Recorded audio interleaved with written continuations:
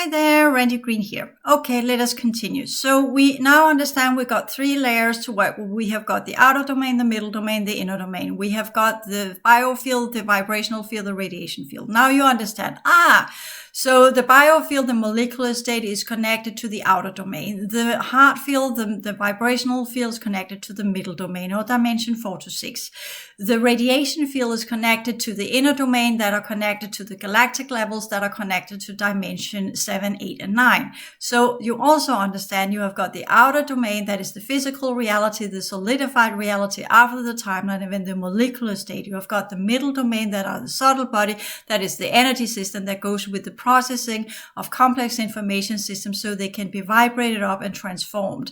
You have the radiation field that activates the mind field, that activates the perception fields from which you work on the galactic levels, from which you're able to connect to the transmutation of all sorts of energies that should lift you out of this solar system downgraded version as part of the LPU project and back into the LPR3 levels where the gate system to the holographic metaverse are activated and open, because the holographic metaverse, the lowest point in that reality, were the 6th dimension, which meant you would live to the highest hexagonal program of the middle domain teachings, going through the program of the cross, the program of the pentagram, the program of the hexagon, from where you would activate the restoration program, and with that go through the vibrational field, the heart field, into the holographic metaverse. So you had different ways you could go there. You humanoids preferred to go through the gate systems of the galactic centrum or center. They preferred to do it in the density 1 or density 3 dimension 7, 8, and 9, and going with the radiation field, which is what were most of the groups during Atlantis of the 5th cycle preferred to go through that path. Most of the groups that were part of the reseeding preferred to go through the gate system in the 6th dimension, which is why when the Dracos came here, they bombarded these stargates, took them out one by one, all the things that would lead to the restoration program, and by that created and engineered the possibility of the enslavement system, the reincarnational cycles, and the wheel of samsara, which were using different forms of gate systems that came from the Orion system, hence the Orion cross that transformed the original solar cross that were to ignite and lift up the original restoration program possibilities that would lift us to the 6th dimension, the restoration program via the chakra teachings, ensured that we would recycle and not be able to leave this system. Okay, so that's the sum up, quick sum up. Let us go to I'm here opening two things. We have archive.org, the Kundalini yoga book from Carl Gustav Jung. And don't think you will read about it in the normal. He was not talking about, he was trying to understand through different processes. And he was using that to align it to he was using it to support his ideas of the collective subconscious and all of these kind of things. So just so you understand the context from which he operates.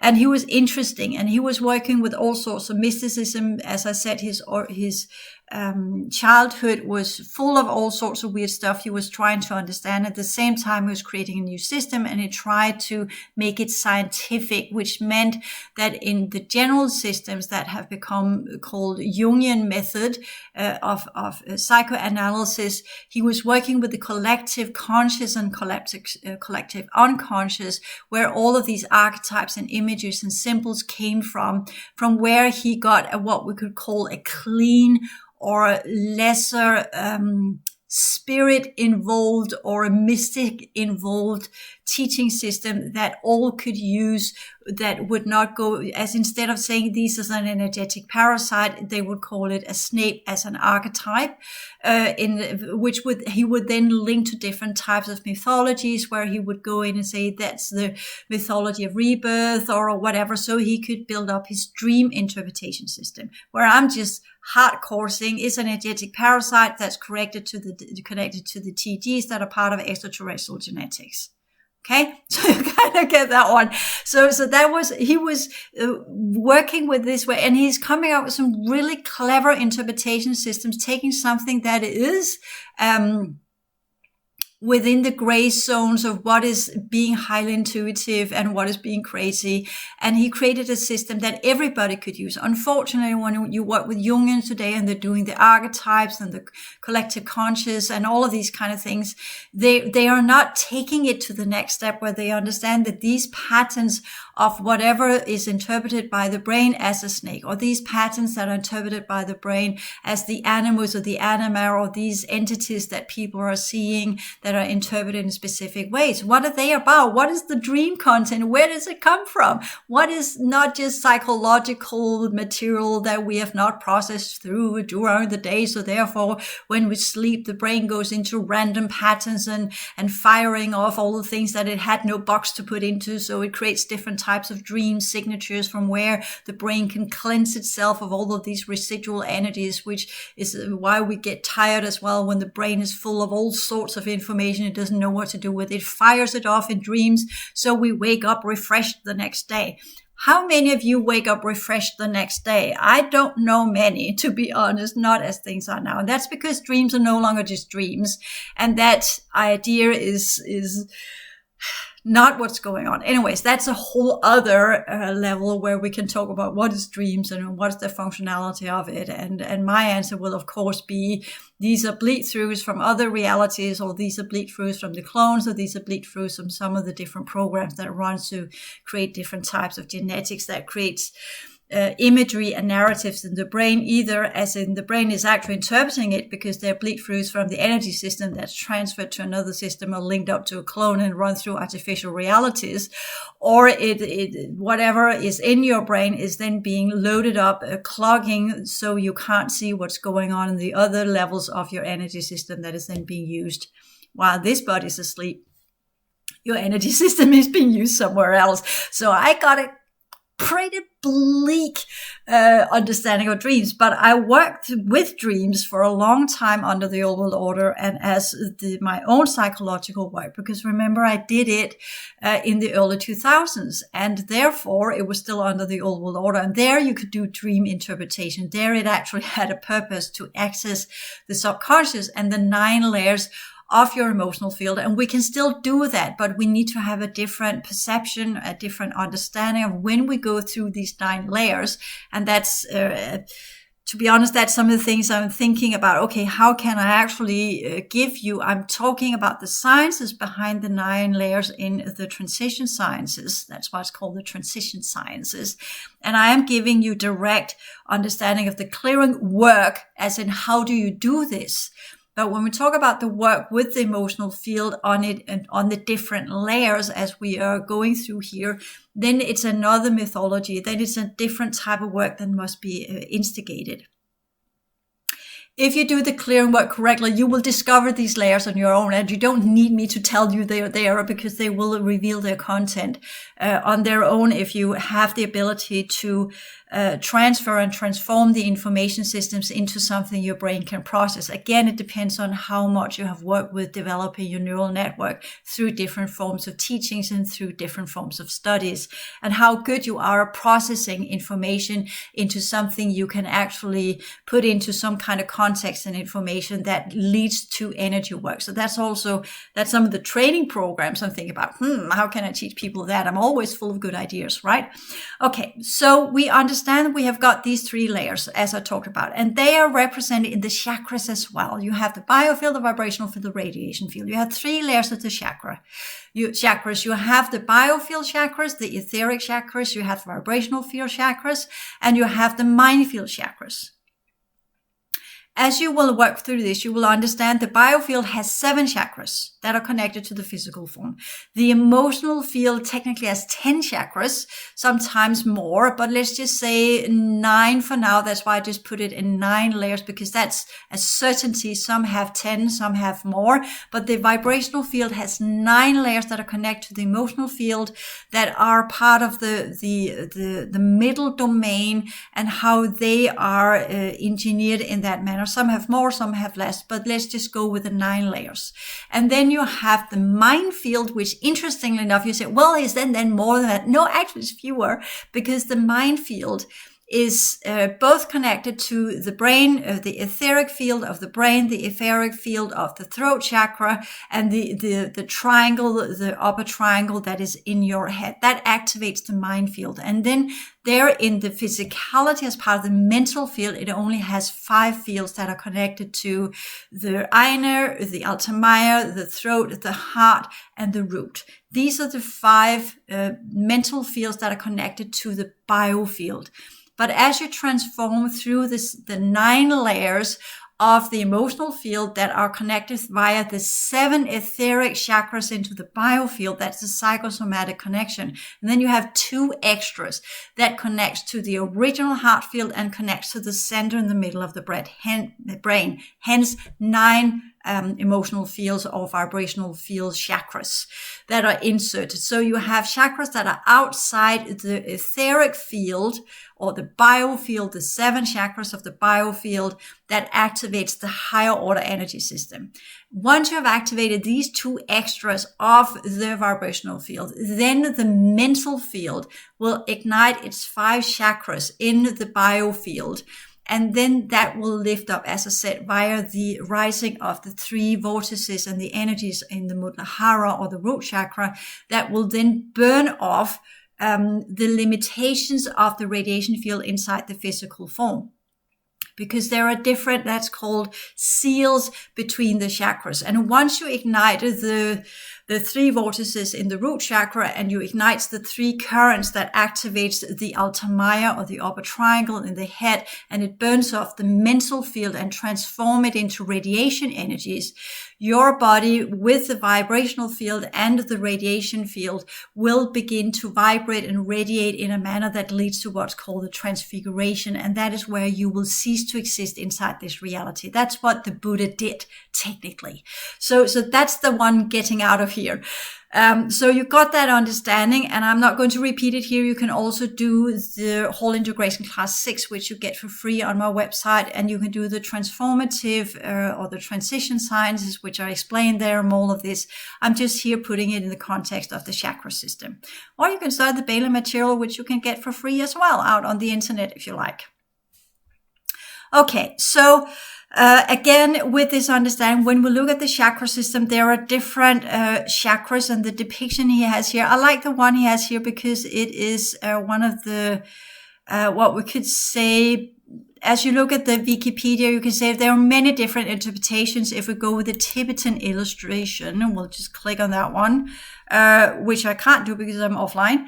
But if you look at that one and you will see, okay, so that's that version of it. And you have the different chakras that are looking with the different descriptions that are tailored in a specific way. And here I just need to go back online. Sorry about that one. I had got myself offline, because I like to be offline. And then I clicked on it, and then I kind of got, oh, you got no internet connection. So we'll just have to do that one over again. But let us look at the picture that Jung has in his book to begin with. So that is, 2 seconds, I'm multitasking here. Reading in that page again. Okay, so let's go back to the one that I had where I wanted to look into the Tibetan version of it. You click on that one, and then you will see that there are different currents here that are connected to the different chakras, and they are depicted in a completely different way. What is interesting is you have the front of the man and the back of the man. Here, again, we understand these are for males. This is not for females. So this is a teaching system for the priesthood, the males of different populations, right?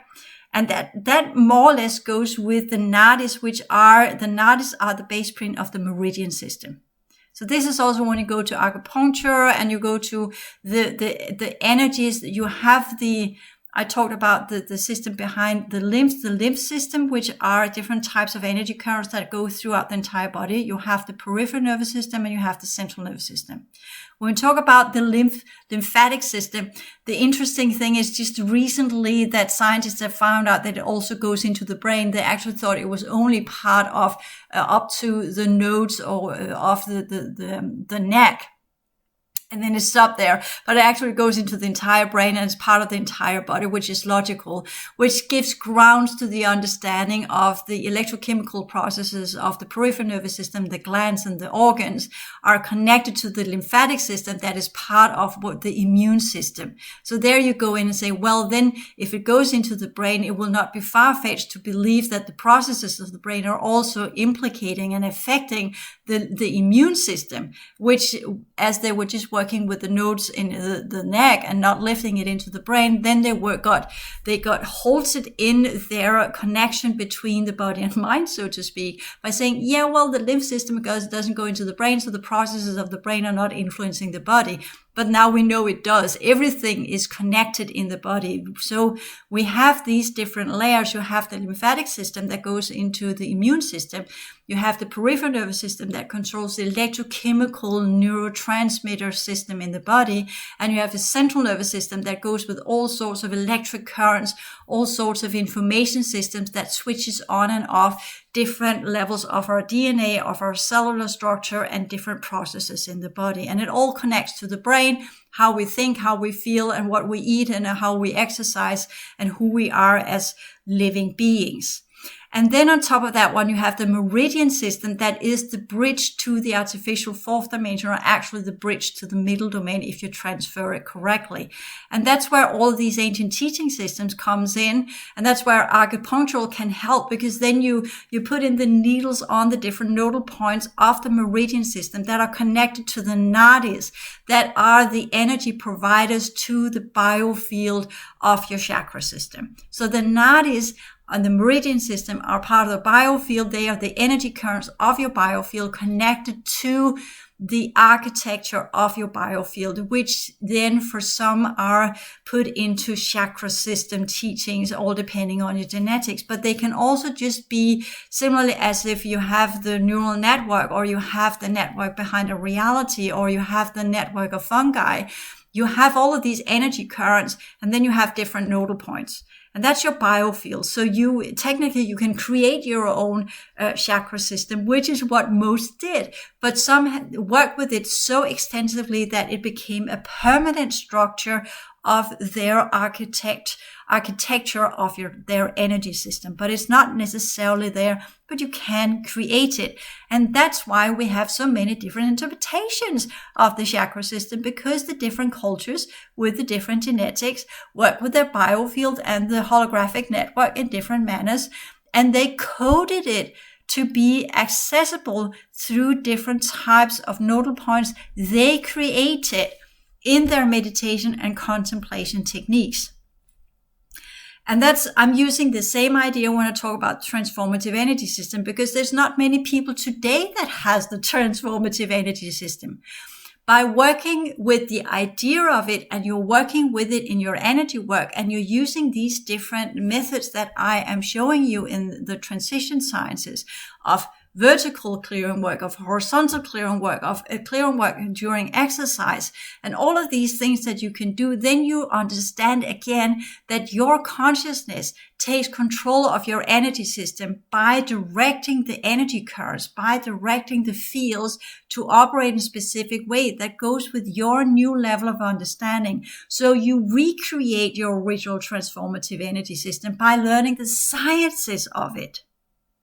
The same with the chakra system. So therefore, we can't say this is the truth, that is the only one. That's incorrect, because Wikipedia shows us clearly depends on what culture, depends on what kind of culture that has interpreted their different fields, the biofield, the emotional field, the mental field, the different representations inside our physical form as the lymphatic system, the immune system that goes with the vibrational field, and the meridian network that goes with the biofield, the etheric field as a psychosomatic level. But you also have what we say the central nervous system that goes with the high levels of the biofield, that goes with the mental field, that are connected to other layers of our reality. So we have the central nervous system and the brain and the 5 chakras of the mental field that are connected to different levels of the biofield are connected to the galactic systems or the inner domains. And only if you access that level can you break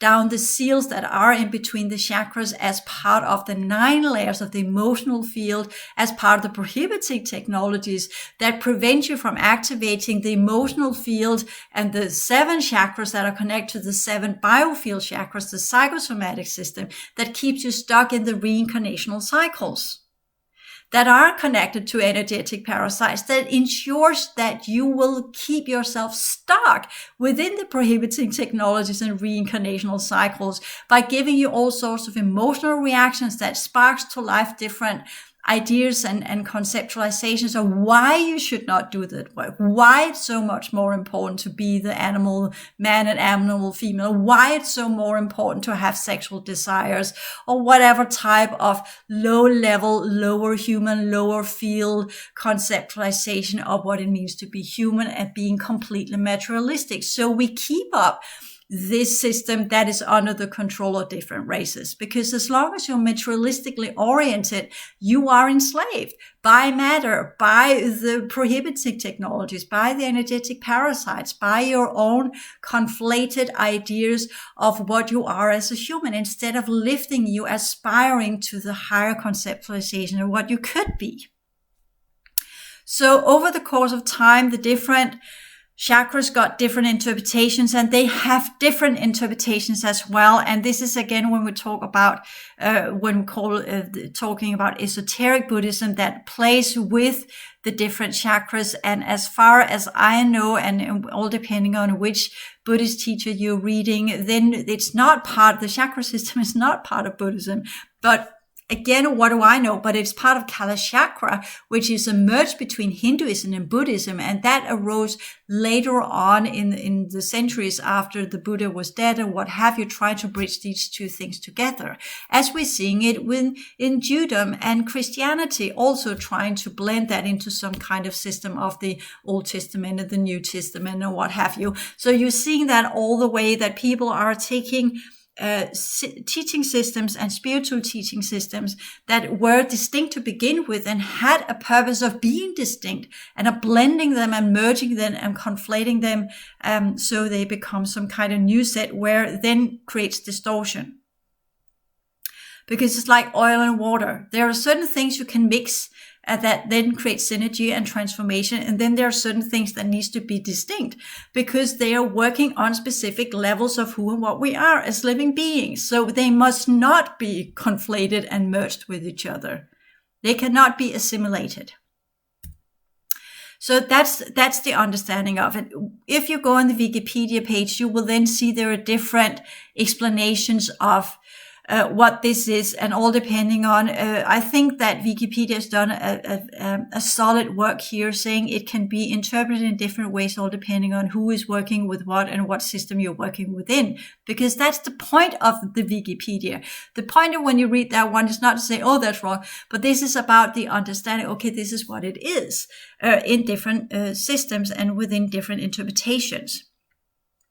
You will also see the Anahata, which is the heart chakra. It has forming a hexagram, and that goes with the restoration program, as I talked about. So this is not the symbolizing a union of the male and the female, not at all. It is the symbolizing of the lower triangle and the higher triangle when they are merged together and transform and activate the vibrational field, which will then allow you to access the 6th dimension.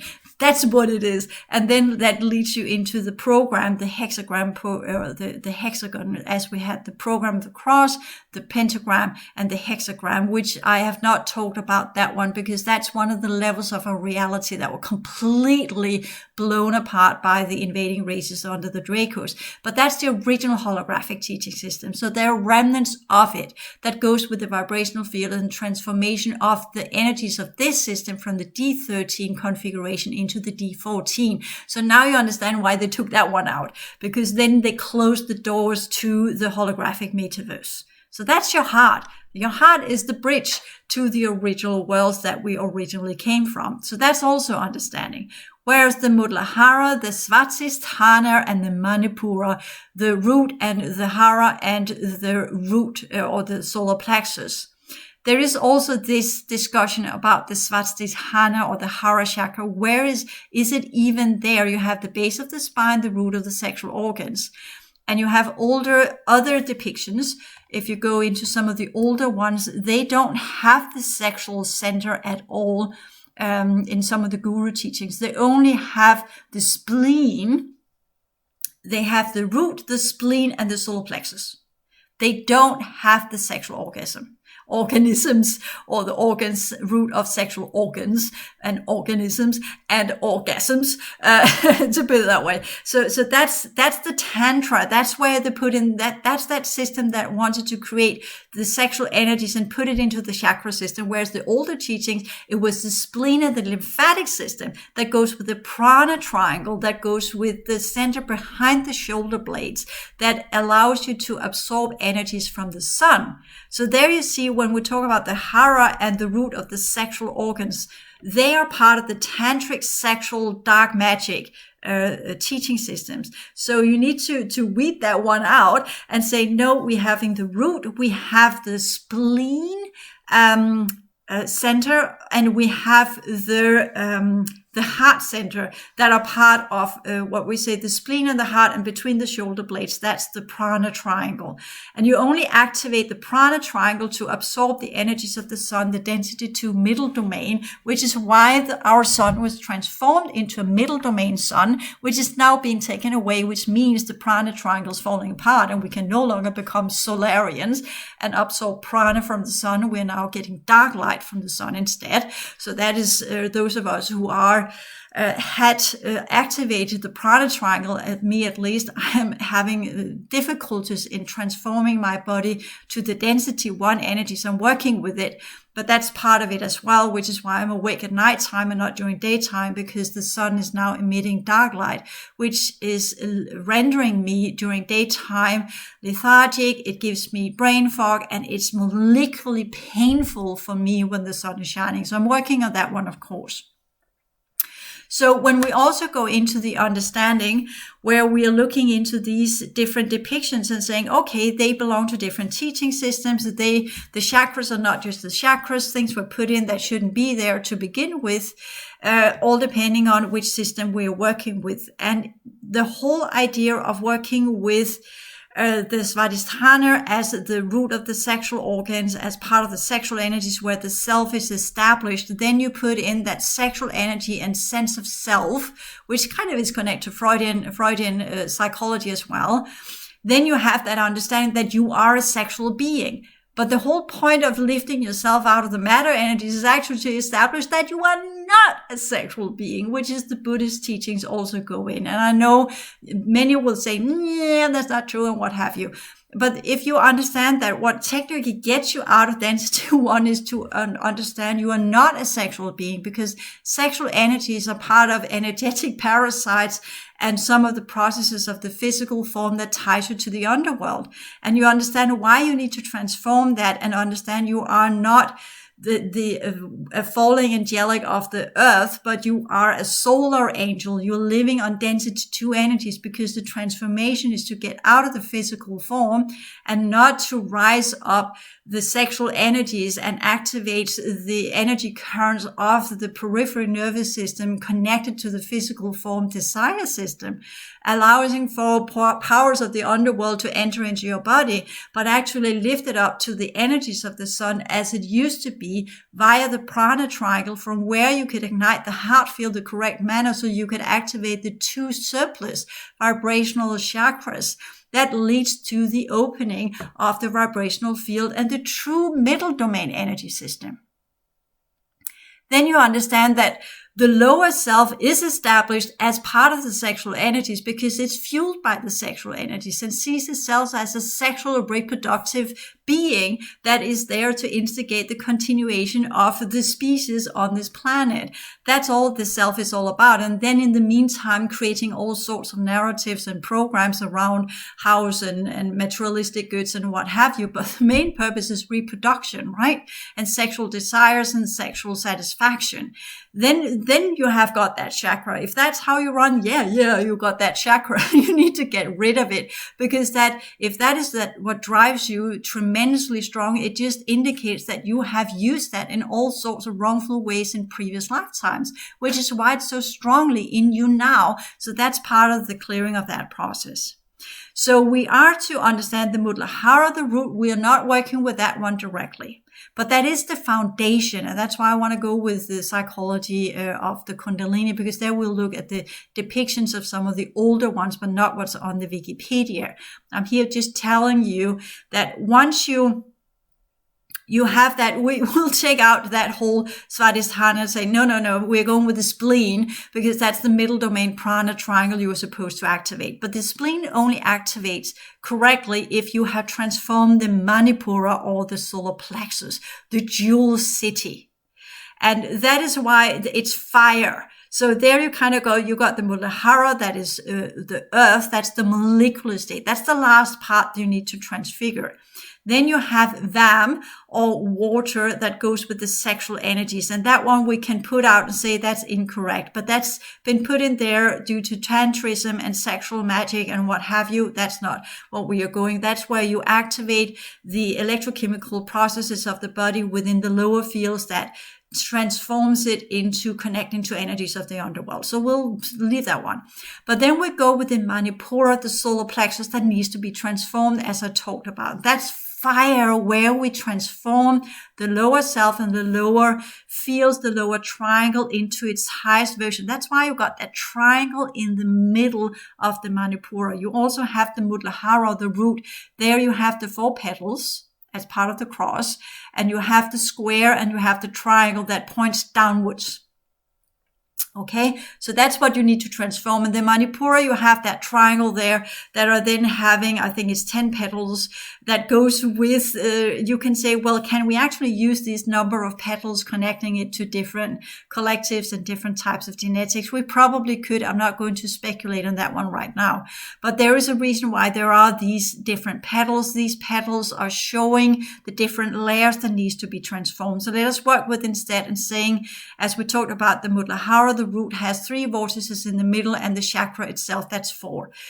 We are not going with the Hara chakra, but let's go to the 10 petals of the solar plexus. It has 10 layers to be transformed, psychological layers, as we talk about the 9 layers of the emotional field, or 10 layers, which some have. So you can also say, all depending on where you come from, you have either 9 or 10 layers that are connected to the solar plexus. And that defines your ego structure. That's your emotional field. And that is blended with the mental field of the 5 layers there. 5 of the 9 layers of the emotional field are, actually it's only 4. But again, when we talk about, this is difficult. The biofield has 7 layers. 9 of the chakras are connected to the vibrational field or the emotional field. 7 of these are connected to the 7 layers of the biofield. 5 chakras are connected to the mind field, or the mental field, whereas 1 is connected to the biofield via the root chakra, which is also connecting it to the emotional field that way. And that's when you're using the lesser version of the mental field, then you are having this mind and body and emotional field connection, which we call the psyche, where what you think affects how you feel, and how you feel affects how your body is working. So technically, it's not what you think that are affecting the psychic somatic connection that affects how you feel, is going into affect how your body responds to the different electrochemical processes that arises by your thinking or your feeling processes. But how you feel defines how you think about it. So this is the process that it goes on. You have a natural, instinctual response in the emotional field. That's the emotions. That's the electrochemical process. How you feel is how you interpret their electrochemical processes, the emotions about it. So people can have an emotional electrochemical response to the limbic instinctual layer as fear, but how you feel about fear and how you respond to fear depends on your belief system and depends on your psychological matured spectrum of how you deal with these electrochemical response mechanisms that comes as an instinctual reaction to an inner or an outer event called emotions. But when you feel about it, you are interpreting it in a specific way. So you can have people that can condition themselves to be exposed to enormous amount of fear and not respond to it whatsoever. They can literally block the electrochemical responses via different forms of meditation and contemplation techniques, which is what is part of Buddhism as well. You go and you have all of these emotional, electrochemical, automatic responses to inner or outer events. But how you feel about it, you take the stand of the observer and you go in and process it and transform it into something else. Instead of having fear, you transform it into courage and use the drive to do something you normally would be afraid of, but you supersede your fear by transforming it, by working with it, by understanding what fear is about and why you feel fear and what is in the situation and how you can observe in mindfulness what's going on. And then you take a step back and then you look at it for what it is, and then you interpret it in a new way. You build new cognitive schemes. You build new narratives about that situation, about that, what you have experienced there, so that you won't respond in an instinctual fear-based manner, but will respond in a manner that leads to courage and transformation and insights into what you're actually dealing with. So that's the transformation of the solar plexus, where you go from instinctual, emotional base that runs into all sorts of lower order field reactions as feelings, lower order field reactions as feelings. I'm talking about energy fields and feelings, interpretation system that then kicks up the lower levels of the mental field. And if you can do the Buddhist teachings and you lift it to the higher levels of observation and mindfulness and transcendence and observe it and do it to the frontal lobes, you will then begin to transform your solar plexus. And that's what the Buddhist teachings are all about. Once you then have got that one, once you kick in and you transform the lower self into becoming, aspiring to the higher self and activating the heart field, the hexagram, or where you have the lower triangle that is then being imbued with the higher triangle of mind that is an upright triangle. The solar angel, the Christ consciousness, the inner true human, the new Adam and Eve, you call it whatever, depending on what religious system. That comes into your heart field. Then you activate your frontal lobe. You begin to lift up and work with the process of igniting the central center in the middle of the head that will truly activate the true perception field. So that's the way the middle domain kicks in and takes over the outer domain, lower triangle, trinity of the previous cycle, outer domain, abyss, infused space within spaces of my brother and all of his programs. And you lift it into the middle domain and you begin to work with the original processes of transforming energy. And that's why the cross comes in, because you have the horizontal level that is oriented towards the time you're in the middle of, where you are working on a horizontal level with everything that is around you as part of your conceptualization of the lower fields. Whereas when you go to the vertical one, that is the intersecting part of the cross, where you do vertical meditation, upright position, then you understand the clearing work is to ignite the different levels of the vibrational field, to operate and ignite the higher levels of the mind field, which will then transform the 5 chakras into their higher equivalent, from where you will burn off the 3 lower fields and then operate entirely and fully as part of the original vibrational middle domain fields and the original galactic inner domain fields of the mind field. So that's what that hexagram actually is, including the restoration program and getting out via the 6th dimension. But you continue to do the vertical uprising, and that's where you go into Vishuddha, or the throat, and you go into the Einar and the Sheshhara, or however it's pronounced. Sorry about, for me, perhaps not pronouncing it correctly in its correct language and name, and it's not that important because you can look at that. Let's not look at the colors, because I always interpret them to be false and not part of the original teaching system. So when we go with the jewel city of the solar plexus, that's where you lift it into, aspire to reconnect to the middle domain vibrational field, or the true reality fields, or the soul level, or whatever you want to call it. So here you also understand that the soul is the middle domain energy system that is connected to your true consciousness potentials. You need to activate your heart to be able to go into that process. And that's where you unstruck.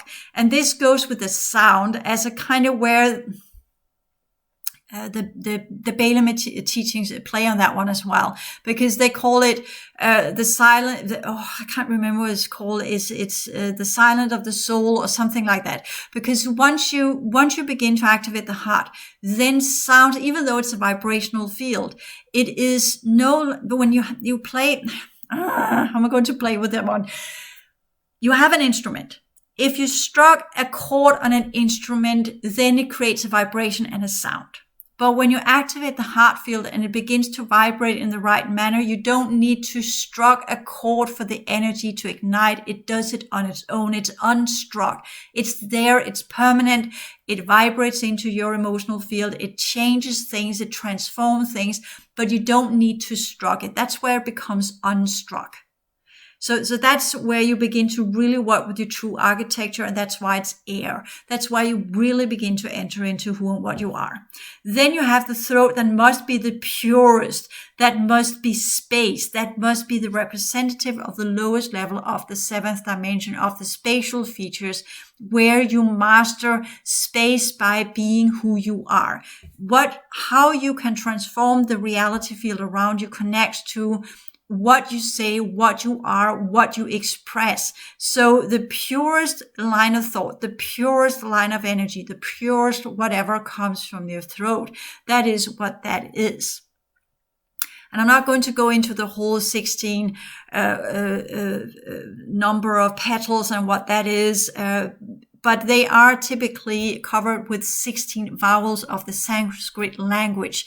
And that is some of the Bohemian priesthood teachings of Atlantis that I can hear the sounds of them. I can see what they are. I know what they do.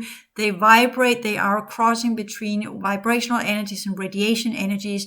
So if you can say these syllables, if you can say these vowels as sounds and do it in the right sequences, you will begin to create sequences of what's called the vibrational or the creational word that goes as a language between vibration and radiation energies. That's where you have the light language, so to speak. That's what they are on the petals. And that is associated with the element of space, akasha. So this is where you understand space, third cycle energies. We talk about the spatial energies, the space within spaces, the previous universal cycle, the akashic records that are the records of what's been going on in that space, and onward and so forth. And then there's, of course, a deity that you can focus your attention on, which I will not go into, but that's 5 heads and 4 arms. And that's, of course, also representing something, and the Shakti as the Shakini, where Shakti is no longer connected to the vessel or the soil or the earth as what we call a rebirth deity, but goes, or the goddess, and becomes in the Shakini, where she lives up to her higher potentials and becomes the purified muse of where she turns from being the dark goddess to become the light goddess. You can choose whatever interpretation of that one, but the Dakini is, or Shakini, and the Dakini and these kind of divas are the higher versions of it, where they go in and become part. The moment you activate the heart and you work with the element of air, you shift out of the older versions of the deities of the Hindu mythology or pantheon, and you go under Indra. And you have these different, in the older times, you have a different kind of god that went with fire. In this cycle, the 5th cycle, it is Indra, and that is air. So you also understand that Vishuddha is there connected to Indra and his deities and his Dakinis and his current pantheon of gods that are part of the 5th cycle, or the 5th root race, if you like. So therefore, Shakti as the 3rd cycle goddess resumes her position as a 5th cycle goddess as part of being the Shakini. So this is also where the deities shift between the different cycles, in my interpretation. And then you have the Einer, where it's called command, and that's between the eyebrows, and that is the Guru chakra, and that's where you begin to understand that the person that then enters that level will thereby connect to the original consciousness potentials, where you understand how to truly work with energy. And the whole word command, I can't really, I know what it's meant. It's part of the principle 8 and 9 are the principle of correct use of power and correct use of energy, or correct use of energy and correct use of power. And there if you use dark magic, you use commands. That is where you impose your will on energy in a specific manner. That's what a command is. It's not necessarily something you verbalize or say by word, but you look at something, you focus on something, and then you impose your will on it. And that is a command. But that can be used in so wrongful ways. And that's why I don't like the word command, because the best way, as I learned years ago when I activated my vibrational field and I began talking to the fairies and the spirits of the god and whatever god of the forest and whatever was stuck in the distortion plane or the astral plane, it was this whole understanding that yes, you can command these entities to be under your control, but that just creates more distortion, because the matter of the fact is it's about transformation. It's about allowing them to resume to what they originally were. And many of these distortion field entities or astral plane entities, as fairies and what have you, they used to be some kind of civilization that now has lost everything except that what's left of them on the astral plane. So they need to be released. They are the prisoners of the planet, as Bailey also calls it. And then you have the crown, which is the 1,000-petaled, and that just shows that this is where your true enlightenment potentials unfold.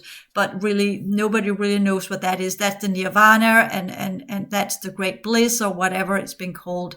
So people don't really know what that is. Okay, so I'm blasting through this. It was never meant for me to go in and do some long teaching sequence, similarly as when I did with the Buddhist, when I blasted through the Buddhist teachings. But let us resume in one last video where we go through the chakras that are depicted in the Jung book.